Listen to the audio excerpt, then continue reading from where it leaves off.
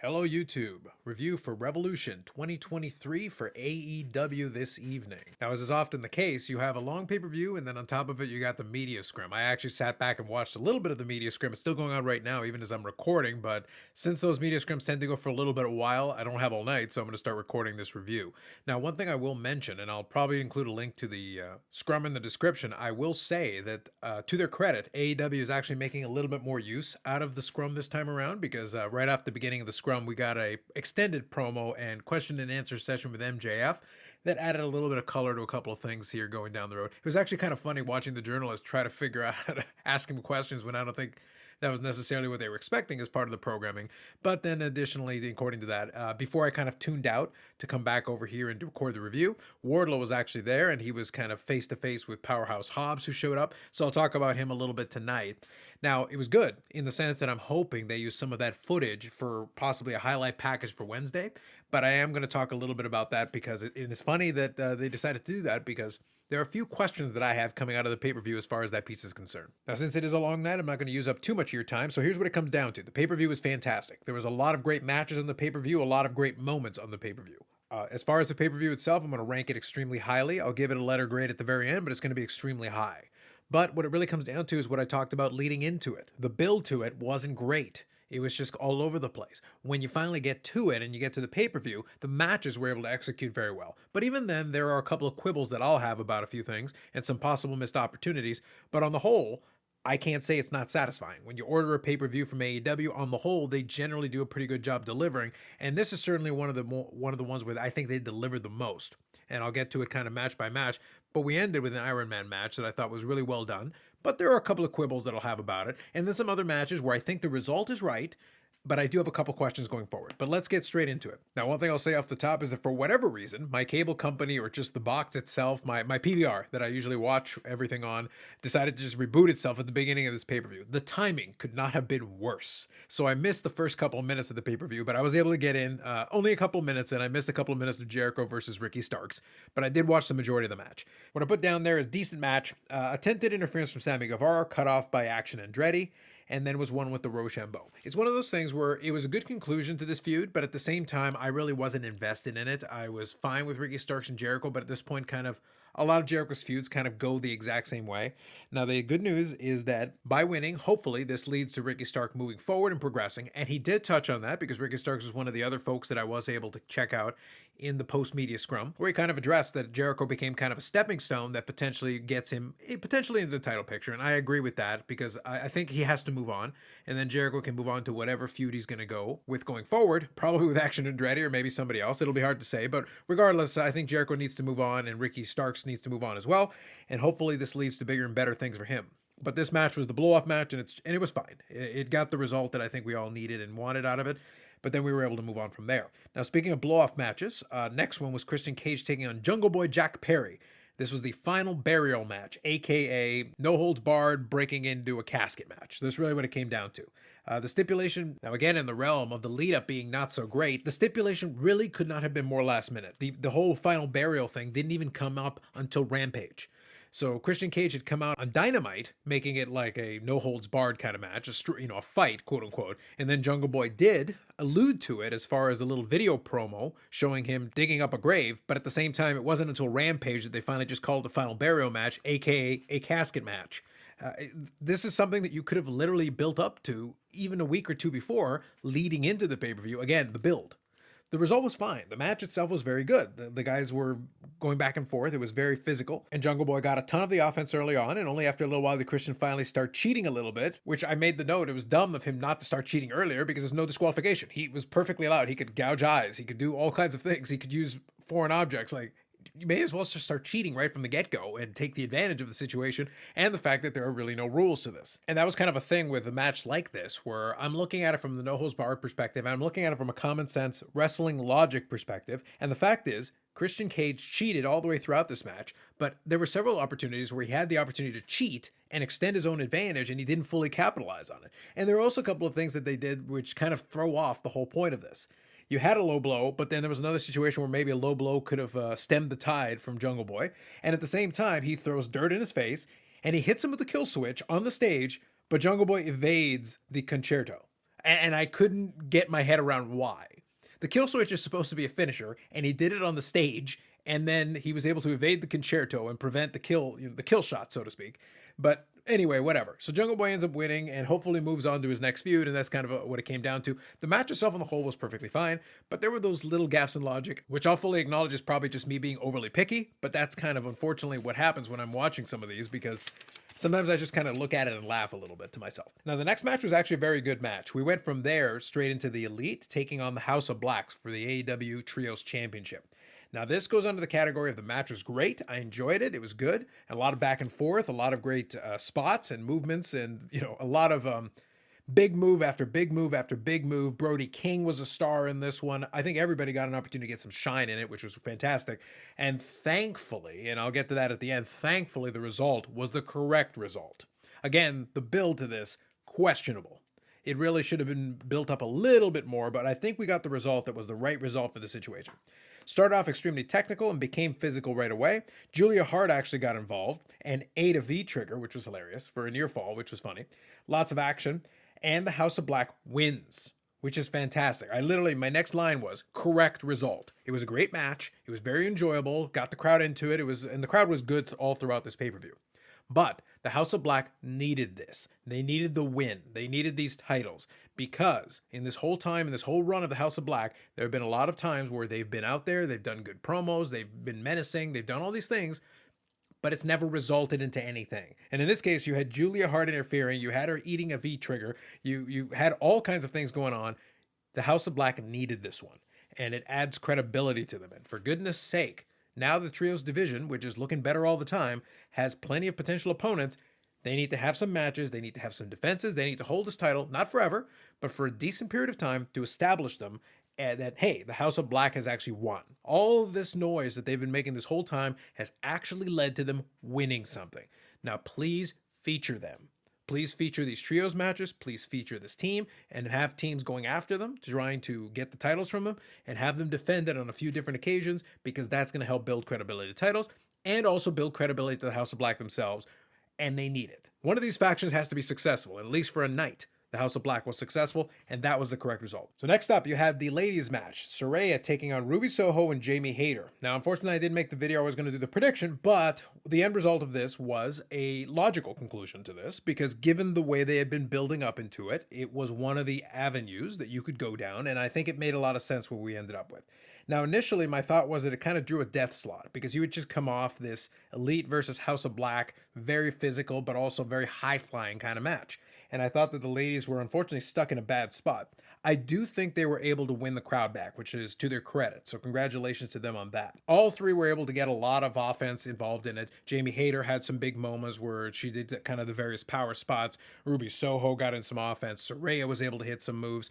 And I think it was a good showcase as well for Saraya to get some opportunity to get in the ring a little bit in this kind of a scenario where she didn't have to wrestle the whole time. It's very similar to the tag team matches where she was able to do some things and able to eat some offense, so which was good, and it seemed like everything was very safe, so it was good from that perspective. Ruby Soho was able to get some nice offense in there, which was good, and Jamie Hayter was able to do a lot of the stuff she normally does, which is great. In the end, Jamie Hayter was able to win. There was a little bit of shenanigans and interference with various things, but then Toni Storm immediately starts attacking her after the ring bell goes. Then Soho throws both Saraya and Toni Storm out, and it looks like she's going to side with the AEW Originals. Jamie Hayter raises her hand, and it looks like that's what it is. And then Ruby Soho hits her with the No Future, hits Britt Baker with, I think it's the Destination Unknown, basically the Sister Abigail, I guess. I think it's very similar to the Sister Abigail move. Regardless, hits both of them with two different finishers, and it turns out that she's joining up with Saraya and Toni Storm as a three-woman faction, and is kind of smirking as she's walking away, taking off the wrist tape. So it was the correct move, because now it kind of continues forward. This whole thing really came down to a build towards a faction warfare that was going to come down the line. So now Jamie Hayter and Britt Baker are going to have to regroup and find themselves somebody to help kind of even the score. And I could see this being 4-on-4 by the time it's all said and done, with Shida probably joining the Originals. From what I understand, though, I did see that apparently she's back in Japan and she's nursing some kind of an injury, so we'll see how that plays out. But I think they could fill in the rest of the slot there and get it into a 4-on-4 or 5-on-5. And eventually have likely a blood and guts match. But in order to try to progress towards that, For all the complaints of having no storyline, well, look, at least this is a storyline. At least the ladies are getting a storyline. This is as close as you're going to get to it. So at least there's a reason. And now you've got a potential follow-up where Ruby Soho can explain her actions. I think she'll be more interesting as a heel right now with this group, as long as she gets a chance to speak to go along with Toni Storm and Saraya. I think they should all get some time to talk because I think it'll be better for them to kind of build it. But it does give Ruby Soho an opportunity for the first time in her time in AEW to actually be able to develop some kind of character rather than just go out there and just have some matches. I think it's a great opportunity. And she can play off a couple different things where maybe she got in there and then she was immediately overlooked. Like, you can play into some of these things and have a little bit of fun with it. I don't know if she's healed up enough to come back, but there is an opportunity there to incorporate maybe a Chris Statlander. I think Thunder Rosa is probably a long time away from coming back. She would be one that would make sense to me. It'd be interesting. It'd be an interesting twist, especially if she was on the same side as Britt Baker. That'd be kind of a fun dynamic. But I think maybe a Chris Statlander or somebody like that to kind of help fill out that team. Again, my expectation would be Sheeta on the original side, and Statlander would make sense if she's available and able to do that, and she's not already potentially tied up with something with Jade Cargill. Because at the end of the day, when it came down to the TBS championship, I've said it already a multitude of times on the podcast, the only two that I really saw that would make a lot of sense for me, physically standing up toe-to-toe with Jade Cargill, were Jamie Hayter, who's the AEW Women's Champion right now, so I think she's out, and Chris Statlander. So if she's focusing on that, then she probably wouldn't be involved in this, but she would make sense from the AEW original side of things to kind of join that team if that's the direction they want to go. The point is, at least there is now a potential moving forward. Jamie Hayter retaining the championship, I think, is the correct call, because right now there's no reason to have her drop the title in anything but a one-on-one match. If you're going to have her drop the title for some reason, it better be in a one-on-one match that you've built up towards it, not kind of throwing something together at the last minute. And at least now, I like the fact that with this turn, now there's an opportunity to build towards the next pay-per-view. Please don't do the blood and guts thing in just a regular show. Or if you're going to do it, you better really promote the hell out of that show. But do it in a way where you've at least built up towards it and built up the sides leading into that blood and guts match. If that's the direction they end up going, that would be my preference. So bottom line for me, my last note was that it was a solid finish to set up the next phase. The match itself was fine, but it was really a vehicle to get us to the storyline plotline point where Ruby Soho turns on Jamie Hayter and Britt Baker, turns her back on quote-unquote AEW, and joins the invaders, so to speak. Now following this, we end up with Hangman Adam Page taking in Jon Moxley in the Texas Death Match, which was every bit as violent as you probably would have wanted it to be. So with Hangman, we ended up with some licensed music, because Tony Khan loves licensed music, and he had some newer or newish gear, kind of an all-black garb going on for Hangman, so it was fine, and a new entrance video for him as well. I just put not much to say here, but I did make a couple of bullet point notes. Barbed wire, blood, rinse and repeat, a lot of that, and a fork. I wrote okay, and a fork. Oh, and a chain and a chair wrapped in barbed wire, and bricks, and also a chain. Just to be fair, I didn't note that here, but he did also use a chain. There was a lot of different things going on. The guys basically beat the crap out of each other. A lot of blood, a lot of bleeding. And there would be more blood on the rest of the show. Now, this is where I will quickly make a note. I think unfortunately, AEW has fallen way too in love with having blood in just about every single match. Not literally, but figuratively. Like, it's a lot. And every Jon Moxley match is it's like a requirement. You're required to go through a checkbox of things. Barbed wire in this case, and blood. You have to have blood just for the hell of it, and that's what you've got to do in every one of his matches. It was a great physical Jon Moxley match. Hangman certainly stood in there and added plenty of offense to it as well. A lot of physicality on both sides. And in this case, Hangman was able to win this match. And in the same vein of a few of these other matches I've talked about, I think this is the end of the feud for those guys. This stipulation match should be the end of that. Now, the problem is also, by the way, just to be clear, this was our second stipulation match on the show. So just think about that. And the Iron Man match is technically a stipulation as well. So it's one of those things, we relied very heavily on stipulation matches. The good news is the people that were doing most of the stipulation matches were able to fully exploit and capitalize on it, so it's fine.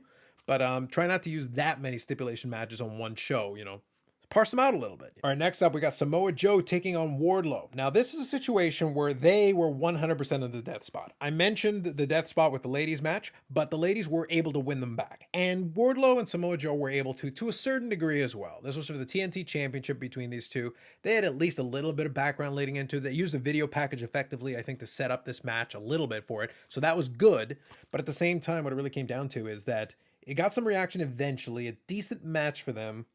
Wardlow does win by turning on the sleeper submission against Samoa Joe, which is very good, especially after Samoa Joe had earlier teased doing the Powerbomb Symphony. So they kind of teased each other and mocked each other. And in the end, Wardlow was able to do it. Wardlow still does a little bit too much high flying, I think, for a guy that big, in my opinion. But it was a good showcase match for him.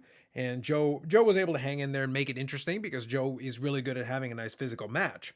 However, what it really comes down to is that you had Wardlow put on a submission on Samoa Joe. Samoa Joe ended up losing the match and the TNT Championship. Now, one thing I've noticed on social media, some people complain about the TNT Championship getting bounced around too much. That's not really an issue. That championship is always bounced around a little bit. This is the second title reign for Wardlow, but here's where I run into a problem. And this is honestly my issue with the booking leading into this show.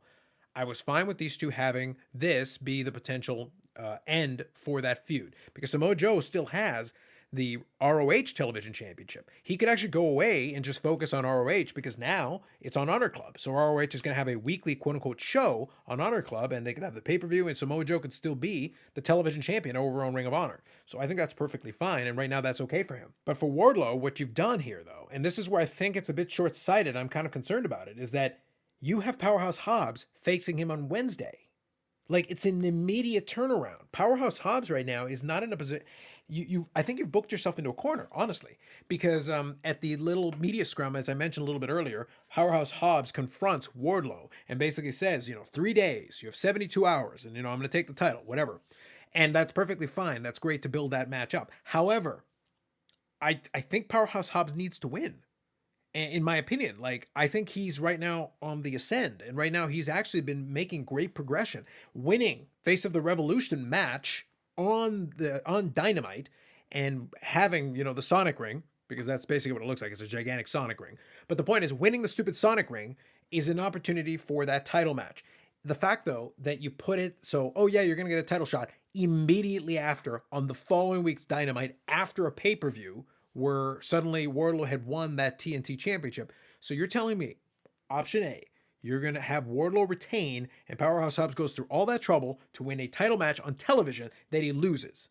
I'm not a big fan of that. But at the same time, on the other side of the equation, you have Wardlow win the title and lose it inside of 72 hours to Powerhouse Hobbs on television. So he wins the pay-per-view match to win the title and then loses it on television 3 days later. That's some 1990s WWE booking right there. That's some, Mankind wins the title and then loses it almost immediately at the first opportunity. I'm not a huge fan of that. And I think you've booked yourself into a bit of a corner. I suppose you could have it end in some kind of a disqualification or a no contest because somebody else interferes in this. I'm just not I just would love to have seen a build that led to Powerhouse Hobbs and Wardlow having this match in some kind of a feature show or a pay-per-view. Obviously, AEW spaces out their pay-per-views more so. But at the same time, why did you put yourself in this position in the first place? And that's the part that concerns me. I would almost rather have had Samoa Joe find a way by hook or crook to retain it, but still leave Wardlow looking good, and then have Powerhouse Hobbs take it from him on Wednesday.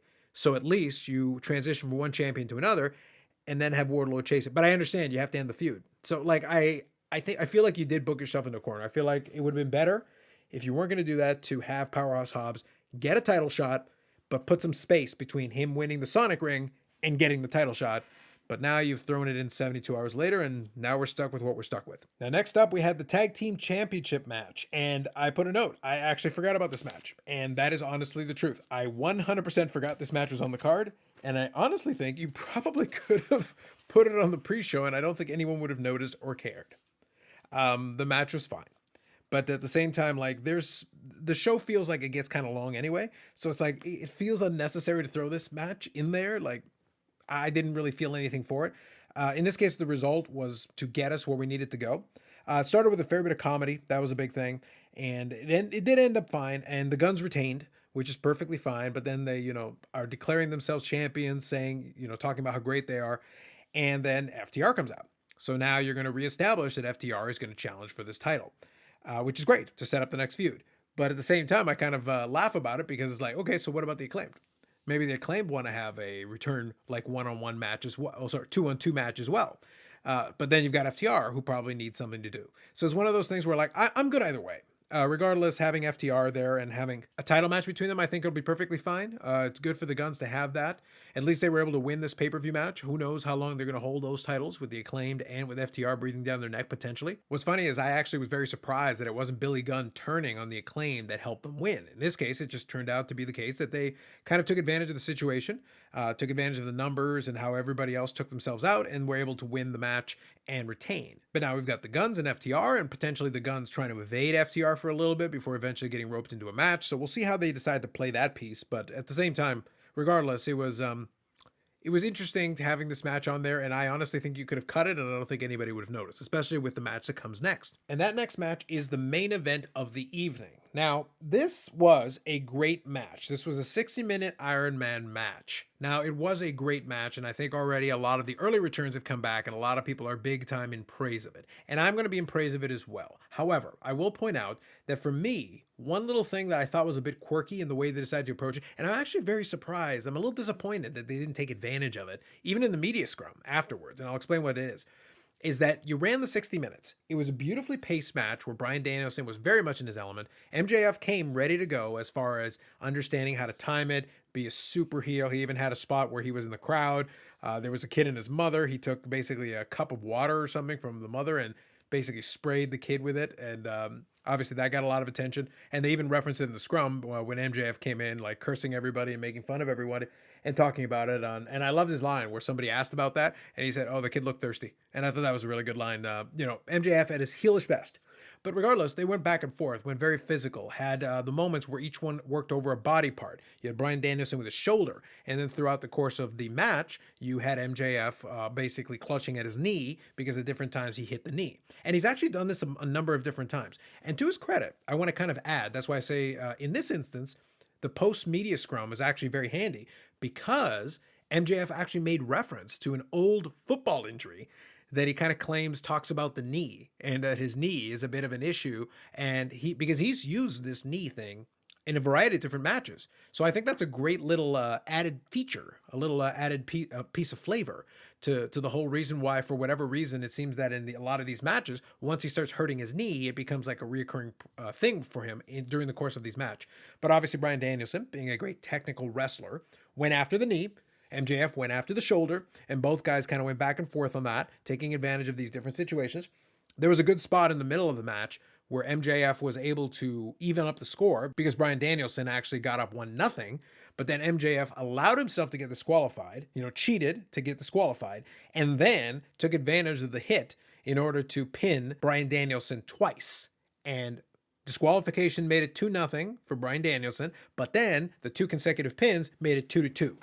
And they kind of kept going forward for the majority of the match, and it was 3-3, basically leading into where Bryan Danielson had him in the submission move for the last minute or so, and basically MJF held out in order to avoid losing within the 60 minutes. Now, post 60 minutes, this is where I get a little bit murky in how we ended up at this result, and where I feel like I'll be curious if they come back to it, but it feels a bit of a missed opportunity. So you had the 60 minutes go by, and technically at that point, it's a draw. And obviously the crowd was not into this, and they've got the medical staff coming in there, giving oxygen to MJF and treating Bryan Danielson, because at that point, both guys had been bleeding throughout the match. I think at one point, Bryan Danielson did the flying headbutt, and I guess hit MJF to the point that I think he bled hard way, because he basically had like a big lump on his forehead. That looked pretty gnarly, and he was bleeding like crazy out of it. I don't think he intentionally went to go bleed at it. But again, blood and AEW go hand in hand when it comes to pay-per-view especially. But regardless, so they do the 60 minutes, but then here's the part where I think I'm kind of curious if there's any follow-up to it. I'm not sure if Tony Khan is willing to go down this route, and the post-media scrum didn't suggest to me that he would, but they did a thing where Tony Schiavone is there in the announcer's booth calling the match. The match had ended, 60 minutes, draw. It was declared a draw. The crowd booed because they weren't a big fan of it. But then you got Tony Schiavone in the commentator booth, presumably talking to someone on his headset and saying, "Oh yeah, it'd be my pleasure to go down." Literally walks down and tells them that per Tony Khan, they're not going to allow this to end in a draw, and they have to continue under sudden death rules. So Tony Khan has overturned the result of this match. I felt like that was an opportunity to do one of two things. You either had Bryan Danielson win, where MJF has a legitimate grievance that he had actually made it to 60 minutes and Tony Khan screwed him, or you do what you ended up doing. In the end, MJF, they did back and forth. They both had opportunities in that sudden death period. But MJF cheated blatantly in front of the camera with replays and was able to beat Bryan Danielson with it eventually, because initially it didn't quite work, but then he was able to get the Fujiwara armbar. Well, actually, no, sorry. It was the label lock that he finished him with. He finished him with the label lock. But the point is that, so you've got this result where it looks like MJF is about to sneak away with the title, but then you do the sudden death thing. And then it looks like MJF's going to get screwed, to a certain degree, because Tony Khan continued the match, even though he had made it to 60 minutes. But then he cheated, and it didn't quite work. But then he cheated again, and it did work. And he was able to get out of there with the title. But at the same time, you have a replay, and everybody in space can see that he cheated. Technically, he could have been disqualified, which would have lost him the title in sudden death. So I know that was extremely convoluted, but my point that I'm trying to make is that you overbook the end of the match. So it was an excellent Iron Man match. The result itself was fine because it continues MJF's quote-unquote reign of terror, and it allows potential other opponents. And the match as a standalone match was a fantastic match. The point is, it was super overbooked at the end. And I kind of feel like Tony Khan technically forced MJF to have to keep fighting through, and in some ways kind of stood in his way there, and it didn't quite work. And I feel like there should have been some consequence there. I'm hoping maybe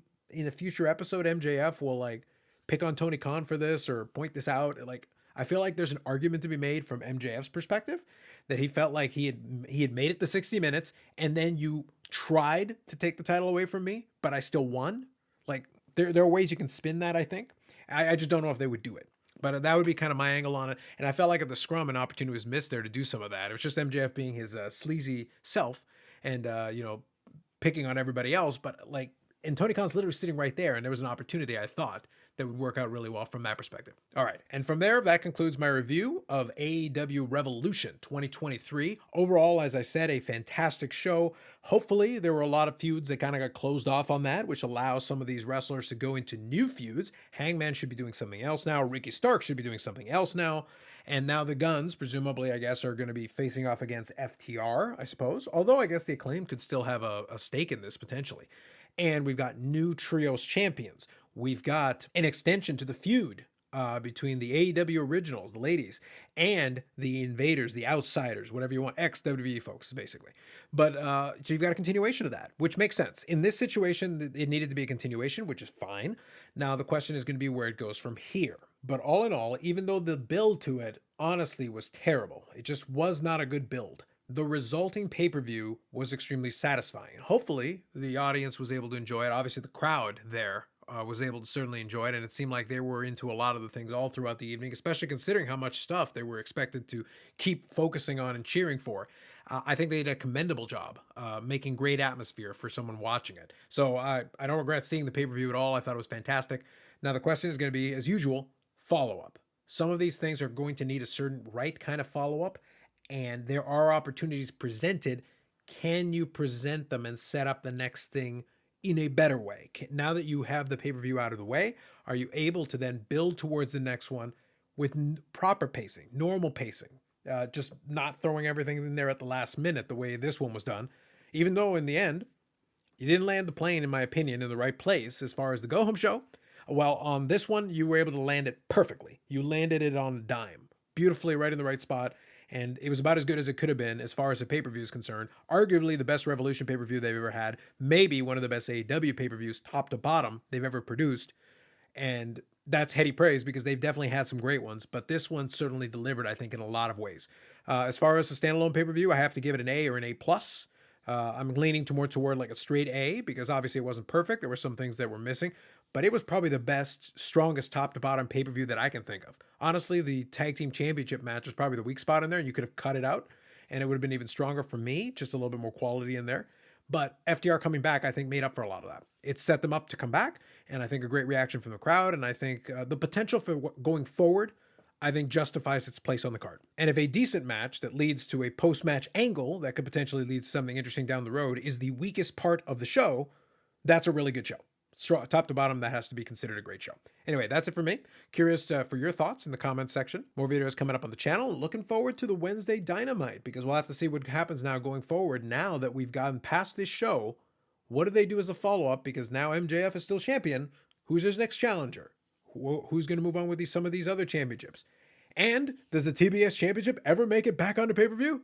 I'm being dramatic, but it'll be interesting to see if they can find something to do with Jade Cargill now that we've got this other thing going on. Anyway, that's it for me. Like if you liked the video, subscribe to the channel. Thanks very much. We'll catch you in the next one.